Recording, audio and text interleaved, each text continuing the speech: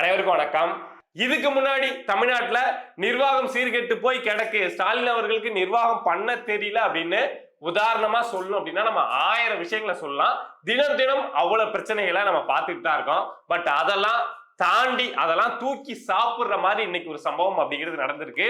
தமிழ்நாட்டுடைய அரசியல் வரலாறுன்னு சொல்ல வேணாம், ஒட்டுமொத்த வரலாற்றிலேயே இத மாதிரியான ஒரு சம்பவம், இத மாதிரியான ஒரு அசிங்கம் ஒரு அரசுக்கு நிகழ்ந்தே இருக்காது. என்ன அப்படின்னா, TNPSC Tamil Nadu public service commission கேள்விப்பட்டிருப்பீங்கல்ல. நிறைய பேர் போராடி படிச்சு எப்படியாவது உள்ள போயிடலாம் அப்படின்னு சொல்லி போராட்டம் நடத்தி படிச்சுட்டு இருக்கோம்ல, நிறைய பேர் படிக்கிறாங்கல்ல. அதுல ஒரு மிகப்பெரிய குளறுபடிய இன்னைக்கு தமிழ்நாடு அரசு செஞ்சு முடிச்சிருக்கு. இந்த தமிழ்நாடு பப்ளிக் சர்வீஸ் கமிஷன் செஞ்சு முடிச்சிருக்கு. என்ன அப்படின்னா, இந்த டிஎன்பிஎஸ்சில வந்து நிறைய எக்ஸாம் இருக்கு. குரூப் 1, குரூப் 2, குரூப் 3, குரூப் 4 நிறைய எக்ஸாம் இருக்கு. அதுல குரூப் 2 மற்றும் குரூப் 2A மெயின்ஸ் எக்ஸாம், அந்த மெயின்ஸ் எக்ஸாம் வந்து இன்னைக்கு பிப்ரவரி 8ஆம் தேதி நடக்கும் அப்படின்னு சொல்லிட்டு டிஎன்பிஎஸ்சி ஆல்ரெடி அறிவிச்சாங்கன்னா ரொம்ப நாளைக்கு முன்னாடி அறிவிச்சிட்டாங்க. ஸோ ஸ்டூடெண்ட்ஸ்லாம் அதுக்கு ப்ரிப்பேர் ஆகி இன்னைக்கு பிப்ரவரி 8 நம்ம போய் மெயின்ஸ் எக்ஸாம் எழுத போறோம் அப்படின்னு சொல்லிட்டு குரூப் 2 மற்றும் 2A அந்த இதுக்கு ஆல்ரெடி பிரிலிம்ஸ் கிளியர் பண்ண அந்த மாணவர்கள் எல்லாம் இந்த மெயின்ஸுக்கு வந்து ப்ரிப்பேர் பண்ணிட்டு இன்னைக்கு எக்ஸாமுக்கு போறோம் அப்படின்னு சொல்லிட்டு எல்லாருமே வந்திருக்காங்க. வந்து பார்த்தா நிறைய இடங்கள்ல எங்கெங்கெல்லாம் அந்த எக்ஸாம் சென்டர் போட்டிருப்பாங்க இல்லையா, அங்க பார்த்தா அந்த காலேஜோ அந்த ஸ்கூலோ ஓபன் பண்ணவே இல்லை. அங்க யாரு வந்து அதெல்லாம் கைட் பண்ணுமோ அந்த ஸ்டாஃபுங்க யாருமே வரல. என்ன பண்றதுன்னு தெரியாம மாணவர்கள் அங்கங்க என்னடா அது, நம்ம ஏதாவது சென்டர் மாறி வந்துட்டோமா, நாம தப்பான இடத்துக்கு வந்துட்டோமா, இல்ல நமக்கு ஏதாவது தப்பா மெசேஜ் வந்துச்சா அப்படின்னு ஒட்டுமொத்த தமிழ்நாடும் உங்களுக்கு தெரியும்ல. டிஎன்பிஎஸ்சி குரூப் 2 குரூப் 2A எவ்வளவு மாணவர்கள் எழுதுவாங்க, எத்தனாயிரம் சென்டர்கள் வந்து தமிழ்நாடு முழுக்க இருக்குன்னு அங்க போன மாணவர்களுக்கு என்ன நடக்குது அப்படின்னே தெரியல. அதுக்கப்புறம் டிஎன்பிஎஸ்சி தரப்புல இருந்து ஒரு விளக்கம் அப்படிங்கிறத கொடுக்குறாங்க. ஒரு வரலாற்று சிறப்பு மிக்க ஒரு சிரிப்பான விளக்கம் அப்படின்னு எடுத்துக்கலாம். என்ன அப்படின்னா, நாங்க ஹால் டிக்கெட் கொடுத்தோம்ல, அதுலயும் இந்த எக்ஸாம் சென்டர் நாங்க அரேஞ்ச் பண்ணோம்ல, அந்த சீட்டிங்லாம் அரேஞ்ச் பண்ணோம்ல, சோ அதுலயும் சில குளறுபடிகள் அப்படிங்கிறது ஏற்பட்டுச்சு. சோ அதனால எக்ஸாம நாங்க ஒத்தி வைக்கிறோம் அப்படின்னு சொல்லிட்டு எக்ஸாம் சில சென்டர்ல நடக்கவே ஆரம்பிச்சிருச்சு. பல சென்டர்ல கேட் ஓபன் பண்ணல, சில சென்டர்ல நேரம் ஆயிடுச்சு அப்படின்னு சொல்லிட்டு யாரு இருக்காங்களே இல்லையா இந்தாடா கொஸ்டின் பேப்பர் அப்படின்னு கொடுத்து எக்ஸாம் எழுதவே சில இடங்கள்ல ஆரம்பிச்சிட்டாங்க. அதுக்கப்புறம் தமிழ்நாடு பப்ளிக் சர்வீஸ் கமிஷன் கிட்ட இருந்து இத மாதிரி ஒரு சாக்கு அப்படிங்கிறது வருது. ஹால் டிக்கெட் சரியா எங்களால அந்த கொடுக்கறதுல குளறுபடி பண்ணிட்டோம், இத மாதிரி எக்ஸாம் சென்டர் சரியா பண்ண முடியல அப்படின்னு சொல்லிட்டு இத ஒரு காரணமா சொல்லி எக்ஸாம ஒத்தி வைக்கிறோம் அப்படிங்கிற அறிவிப்பை வெளியிட்டு இருக்காங்க. நமக்கு என்ன ஒரு கேள்வி அப்படின்னா, இன்னைக்கு காலையில எக்ஸாம் எழுத எல்லாம் உள்ள போனதுக்கு அப்புறம் தான் இந்த நிர்வாகத்துக்கு வந்து தெரிஞ்சுதா இத மாதிரி ஹால் டிக்கெட்ல இல்ல ஹால் சென்டர் வந்து அந்த சீட்டிங் போடுறதுலாம் தவறு நடந்திருக்கு, ஏதோ குளறுபடி நடந்திருக்குங்கிறது இன்னைக்கு தான் தெரிஞ்சிருக்கா.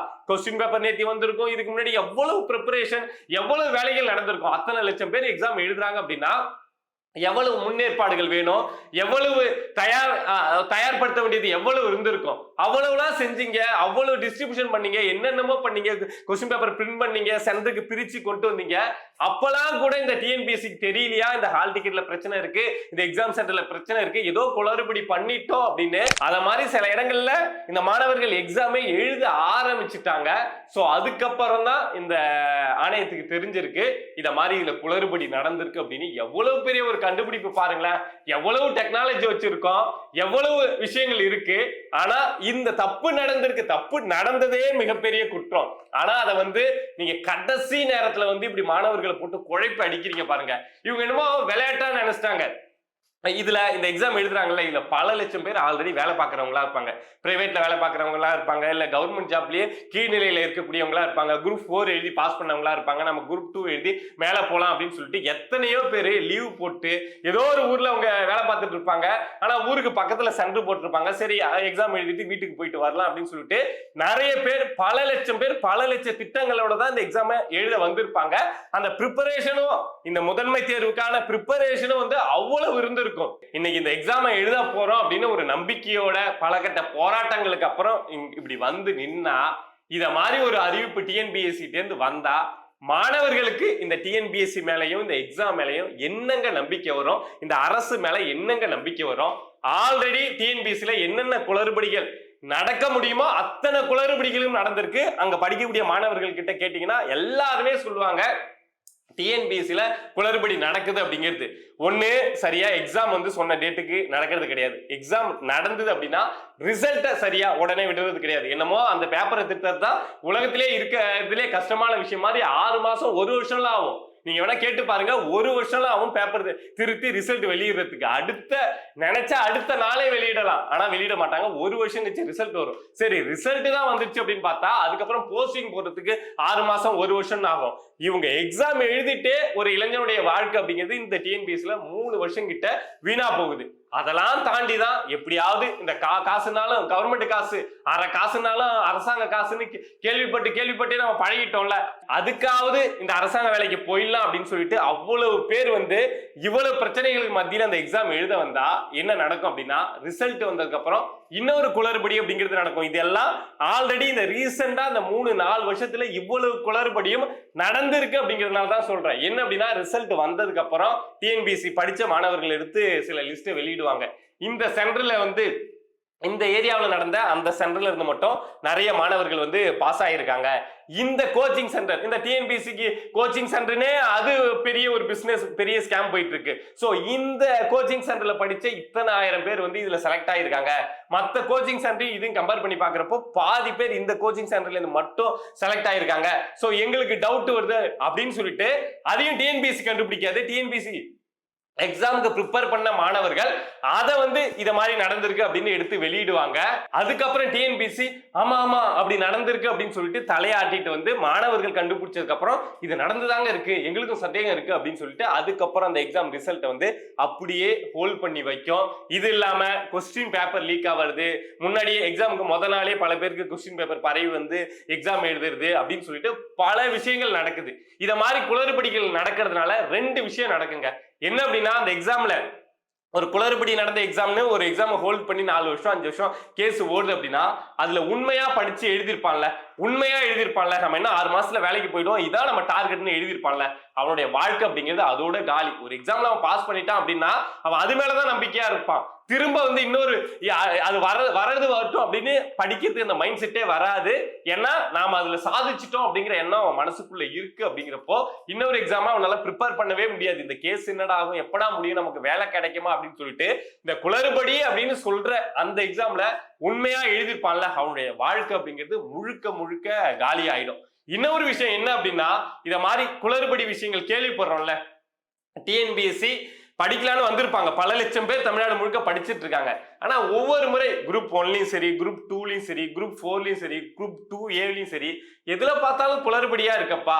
எவனோ ஒருத்தன் வந்து ஃபர்ஸ்ட் மார்க் எடுக்கிறான், கொஸ்டின் பேப்பர் லீக் ஆயிடுச்சுன்னு சொல்றாங்க. ரிசல்ட் வந்ததுக்கு அப்புறம் இந்த கோச்சிங் சென்டர்ல படிச்சவங்க அதிக பேர் பாஸ் ஆயிருக்கான்னு சொல்றாங்க. இந்த சென்டர்ல எக்ஸாம் எழுதணும் மட்டும்தான் நிறைய பேர் வந்து பாஸ் ஆயிருக்கான்னு சொல்றாங்க. அப்படிங்கிற விஷயம்லாம், அந்த குளறுபடி சம்பந்தமான விஷயங்கள்லாம் கேள்விப்படுறப்போ, அது வழக்கா கோர்ட்டுக்கு போறப்போ, இந்த விஷயங்கள்லாம் பாக்குறப்போ அந்த படிக்கக்கூடிய மாணவர்களுடைய மனநிலை இருக்குல்ல, ரொம்ப பரிதாபமா இருக்குங்க. ஏன்னா இந்த ப்ராசஸ்லாம் நடக்கிறதுக்குள்ள அவங்க அந்த இதுக்குள்ள டிஎன்பிஎஸ்சி அந்த எக்ஸாம் அந்த ப்ரிப்பரேஷனுக்குள்ள ஆல்ரெடி 1 வருஷம் 2 வருஷத்தை உள்ள போட்டிருப்பாங்க. அந்த 1 வருஷத்தை 2 வருஷத்தை வீணாக்கிட்டு இந்த எக்ஸாமே வேணாம் அப்படின்னு சொல்லிட்டு வெளியிலயும் வர முடியாது. முழுசா நம்பி இந்த கவர்மெண்ட் வந்து இந்த டிஎன்பிஎஸ்சி எக்ஸாமை முறையா தான் நடத்தும் அப்படின்னு சொல்லிட்டு முழுசா இறங்கியும் படிக்க முடியாம ஒரு வேதனை இருக்கும்ல, இந்த பக்கமும் போக முடியாது, இந்த பக்கமும் ரிவர்ஸ் ஆகி வர முடியாது அப்படின்னு ஒரு போராட்டம் இருக்கும்ல, அதெல்லாம் தாண்டி தான் இங்க இந்த ஸ்கேம், இந்த குளறுபடி எல்லாம் தாண்டி தான் இங்க எக்ஸாம் அப்படிங்கிறது இது வெகு சிலர் வந்து அந்த சக்சஸ் அப்படிங்கிறத பண்ணிட்டு இருக்காங்க. அப்படி ஏற்கனவே டிஎன்பிஎஸ்சில இவ்வளவு குளறுபடிகள், இவ்வளவு பிரச்சனைகள், ஏண்டா டிஎன்பிஎஸ்சி இந்த எக்ஸாமே வேணாம் கலைச்சிட்டு போங்க அப்படின்னு சொல்லிட்டு ஸ்டூடெண்ட்ஸ் மட்டும் சொல்ல, கோச்சிங் சென்டர் நடத்தக்கூடிய நிறைய பேர் வந்து இந்த கவர்மெண்ட் வந்து டிஎன்பிஎஸ்சியே கிடையாது, எல்லா வேலையவும் நாங்க வந்து காசு வாங்கிட்டு கொடுத்துருவோம், இல்ல பிரைவேட் கொடுத்துருவோம் அப்படின்னு சொல்லிட்டா பிரச்சனையே கிடையாதுங்க அப்படின்னு நிறைய கோச்சிங் சென்டர் இந்த அரசு பண்ணக்கூடிய இந்த டிஎன்பிஎஸ்சி பண்ணக்கூடிய குளறுபடிகளை பார்த்துட்டு புலம்புறத நான் பார்த்திருக்கேன். நிறைய ஸ்டூடெண்ட்ஸ் வந்து தயவு செஞ்சு இந்த எக்ஸாம் வைக்காதீங்க அப்படின்னு சொல்லிட்டு புலம்புறத நான் பார்த்திருக்கேன். வருஷத்துக்கு 10 எக்ஸாம் 5 எக்ஸாம்னு நடத்திருக்கேன். இத்தனை எக்ஸாம் நடந்தோம் இத மாதிரியான ஒரு தவறு நம்ம எடுத்து பாக்குறப்போ தமிழ்நாட்டு ஹிஸ்டரியிலேயே இத மாதிரி எக்ஸாம் சொல்லிட்டு அன்னைய டேட்ல வந்து கடைசி நேரத்துல வந்து அந்த எக்ஸாம் முன்கூட்டியே அறிவிப்பு அப்படிங்கிறது வந்திருக்கு. பல காரணங்களால எக்ஸாம் வந்து ஒத்தி வைக்கப்பட்டிருக்கு. ஆனா காலையில எக்ஸாம் எழுத பாதி பேர் சென்டருக்குள்ள போயிட்டாங்க, பாதி பேருக்குள்ள போயிட்டு இருக்க நேரத்துல வந்து டிஎன்பிஎஸ்சி கிட்ட இருந்து இத மாதிரி ஒரு அறிவிப்பு இதுக்கு முன்னாடி வந்ததே கிடையாது. அதுவும் நாங்க வந்து ஹால் டிக்கெட் கொடுக்கறதுல குளறுபடி நடந்துருச்சு, நாங்க வந்து எக்ஸாம் சென்டர் அரேஞ்ச் பண்றதுல குளறுபடி நடந்துருச்சு அப்படின்னு சொல்லிட்டு இதுக்கு முன்னாடி எந்த ஒரு எக்ஸாமும் ஒத்தி வைக்கப்பட்டதே இல்ல. சோ இன்னைக்கு அது நடந்திருக்கு. அப்பனா இது என்ன அப்படின்னு நீங்களே புரிஞ்சுக்கோங்க. இது நிர்வாக சீர்கேடா இல்ல ஒரு நிர்வாக திறனற்ற ஆட்சியா அப்படிங்கறத நீங்களே புரிஞ்சுக்கோங்க. ஒரே ஒரு விஷயம் சொல்லணும் அப்படின்னு நினைக்கிறேங்க. ஏதாவது ஒரு பெரிய இஷ்யூ வந்தது அப்படின்னா அதுக்கு ஒரு டெக்னிக்கல் டேர்மை தூக்கிட்டு வந்துட்டு இந்த டேர்மை கொண்டு வந்து இதனால இது நடந்து போச்சு அப்படின்னு சொல்லிட்டு இந்த அரசு ஒட்டு மொத்தமா மூடி மறைக்கிற முயற்சி அப்படிங்கறத பண்றாங்க. இதுக்கு சிம்பிளா என்ன சொல்லிட்டாங்க அப்படின்னா இந்த குளறுபடிக்கு காரணம் வந்து டெக்னிக்கல் ஃபால்ட் அப்படின்னு சொல்லிட்டு இந்த விஷயத்தை முடிச்சிட்டாங்க. இந்த டெக்னிக்கல் ஃபால்ட் அப்படிங்கிற வார்த்தையை கேள்விப்படுறப்போ எனக்கு இதுக்கு முன்னாடி ஒரு சம்பவம் ஞாபகம் வருது. என்ன அப்படின்னா அண்ணா யூனிவர்சிட்டியில ஒரு மாணவி வந்து ஞானசேகரன் அப்படிங்கிற ஒரு திமுக அனுதாபியால திமுக நிர்வாகியால இந்த மாதிரி செய்யப்பட்ட அந்த சம்பவங்கள் அது எல்லாமே தெரியும். அப்போ அந்த பெண் சம்பந்தமான எஃப்ஐஆர், அந்த பெண்ணுடைய பேரு, அவங்க அப்பாவுடைய போன் நம்பர், அந்த பெண்ணுடைய ஊர் எல்லாம் வெளியில லீக் ஆயிடுச்சு. பொதுவா அத மாதிரியான எஃப்ஐஆர் வந்து லீக் ஆகக்கூடாது, அது மிகப்பெரிய தப்பு, ரொம்ப சீக்கிரட்டா வைக்கணும். பட் அதெல்லாம் தாண்டி அந்த பெண்ணுடைய டீட்டெயில் எல்லாமே வெளியாயிடுச்சு. அது வந்து ஒரு பெரிய இஷ்யூவாகவும் மாறுச்சு. ஏன் அப்படின்னா அதை திட்டமிட்டு தமிழ்நாடு அரசு வெளியிட்டுருச்சு, தமிழ்நாடு போலீஸ் வெளியிட்டுருச்சு. ஏன்னா இன்னும் நிறைய பெண்கள் பாதிக்கப்பட்டிருக்காங்க, அவங்களும் வந்து தானும் பாதிக்கப்பட்டிருக்கோம் அப்படிங்கிற விஷயத்த வெளியில சொன்னாங்கன்னா இது தமிழ்நாட்டுல ஒரு பெரிய கிளர்ச்சியே எழுந்துரும். அப்படிங்கிறதுனால இந்த பெண்ணோடைய டீடைல்ஸ் வெளியிட்டோம் அப்படின்னா மத்தவங்களும் பயந்துட்டு வரமாட்டாங்க அப்படின்னு திட்டமிட்டு தமிழ்நாடு காவல்துறை இப்படி சொல்லிச்சு செஞ்சிடுச்சு அப்படிங்கிற குற்றச்சாட்டு தமிழ்நாடு காவல்துறை மேல வைக்கப்பட்டது. அப்போ இந்த தமிழ்நாடு காவல்துறை என்ன சொல்லுச்சு அப்படின்னா இது வந்து ஒரு இன்டர்நெட் கிளிச் நடந்து போச்சுங்க, மற்றபடி எதுவுமே கிடையாதுங்க, எங்க மேல எதுவுமே தப்பு கிடையாதுங்க அப்படின்னு சொல்லிட்டு அந்த ஒரே ஒரு டேர்ம்ல ஒட்டுமொத்த குற்றத்தையும் மூடி மறைக்கிற முயற்சியை தமிழ்நாடு காவல்துறை பண்ணுச்சு. அதே மாதிரிதான் அங்க காவல்துறை பண்ணுச்சு அப்படின்னா இன்னைக்கு டிஎன்பிஎஸ்சி வந்து ஒட்டுமொத்த தவறையும் ஒரு நிர்வாக சீர்கேடு, ஒரு சரியான தலைமை இல்ல, சரியான தலைமை இருந்தா தானே கீழே இருக்கக்கூடிய தளபதிகள் சரியா வேலை செய்வாங்க, தளபதிகள் சரியா வேலை செஞ்சாதானே கீழே இருக்கக்கூடிய அல்ட்ரா எல்லாமே சரியா வேலை செய்யும். தலைவன் தப்பா இருந்தா ஒட்டு மொத்தமும் தப்பா போகும் அப்படிங்கிறதுக்கு ஒரு உதாரணம் தான் இன்னைக்கு நடந்திருக்க இந்த சம்பவம். இந்த ஒட்டுமொத்த சம்பவத்தையும் டெக்னிக்கல் ஃபால்ட் அப்படிங்கிற ஒரே ஒரு வார்த்தையில மூடி மறைச்சிடலாம் அப்படின்னு நினைக்காதீங்க. தமிழ்நாடு பீப்புள் வாட்சிங் யூ ஸ்டாலின் அவர்களே.